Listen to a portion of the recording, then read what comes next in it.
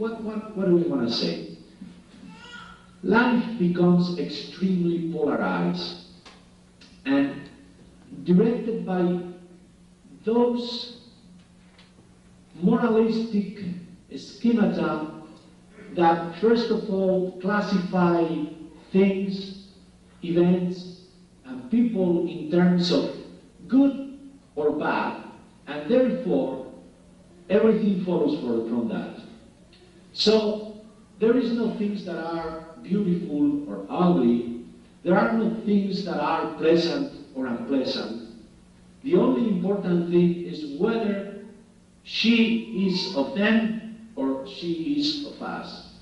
If she is of them, she is bad. No matter if she's beautiful, if she's pleasant, if she's a nice person. No, no, no, no, no. She is bad because she is of them. But I'm good because, I'm part of us. And let me tell you that life in that sense becomes extremely polarized because there are very little options left through which you can conduct your daily life. A third consequence is what I would call the weakening of personal autonomy and of self-confidence.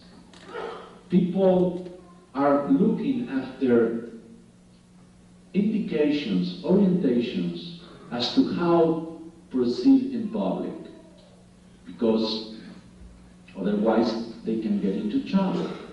And therefore, social life becomes a game in which you are trying to find out what, at least publicly, how you should look, how you should behave, and so on. And therefore, you're not thinking more in original terms. You're not thinking more in terms of your self-capacity, of your initiative, but in terms of what is required from you, what is expected from you. Paradoxically, this goes along with a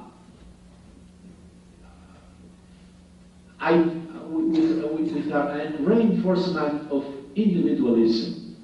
Each person is considered isolated. Each person has to take care of herself or of himself, and therefore to behave according to what he or she is required, but as an individual, without looking at others or without, trying to organize. And all this, little by little, tries to undermine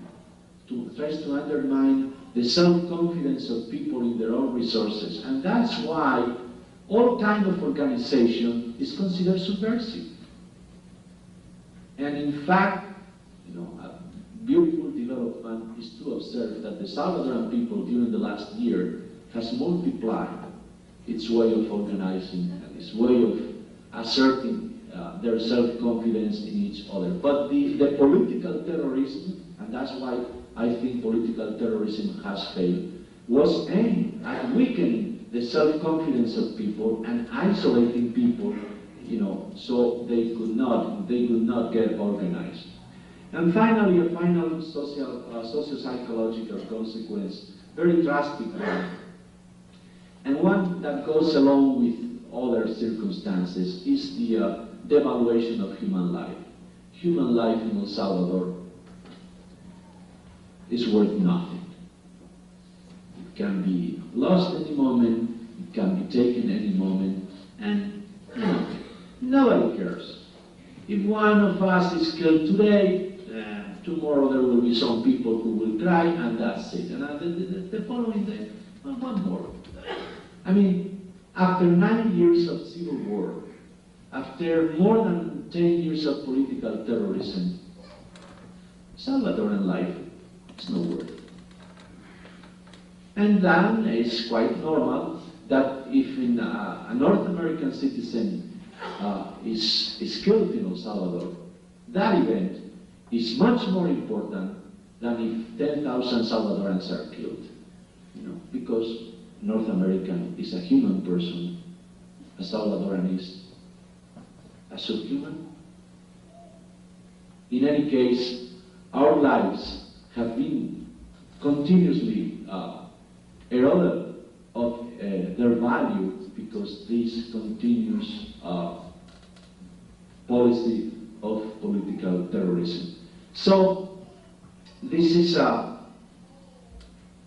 framework in which you should consider what political terrorism is in countries like El Salvador, in which there are small groups that raise and behave as terrorists, through extraordinary events, but that basically the most important forms of political terrorism in El Salvador are those sponsored and conducted by the state through systematic policies of pressuring the population, of demanding compliance from the population, of terrorizing the population, and for that goal, now and then it's a good resource to kill somebody, to torture somebody, to disappear somebody.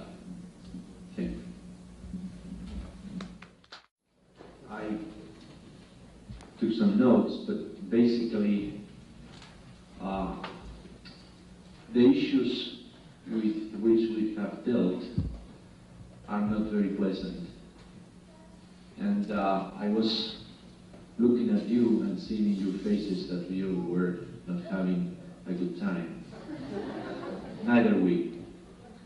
As David said very rightly, it's not a pleasure to be speaking of these issues, particularly because all of us feel affected.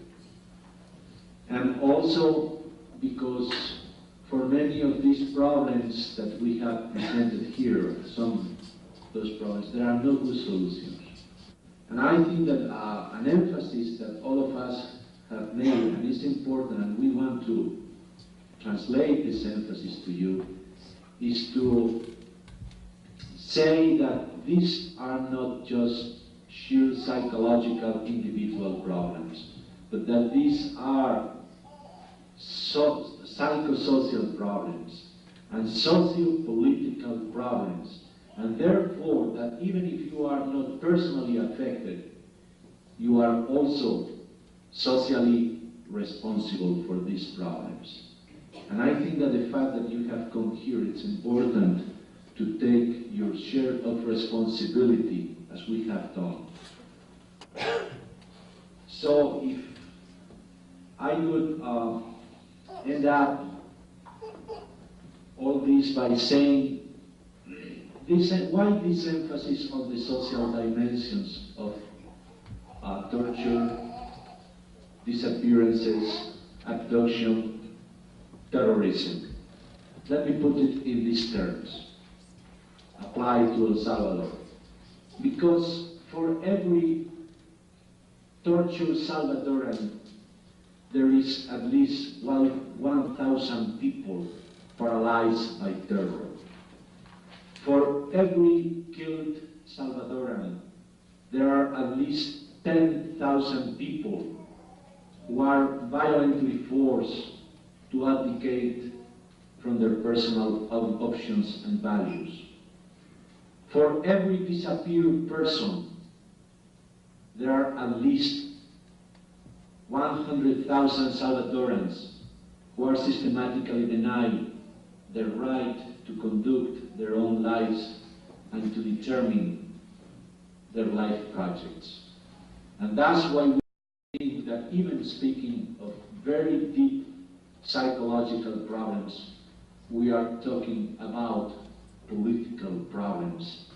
And therefore, that if our responsibility is to look after psychotherapeutical solutions for the direct victims of political terrorism, all of us, you and us, North American and Latin Americans together, we all share the responsibility of this process of social reparation, of this process that somehow will redress political terrorism and to, allow Latin American peoples to determine their own destiny and to determine their own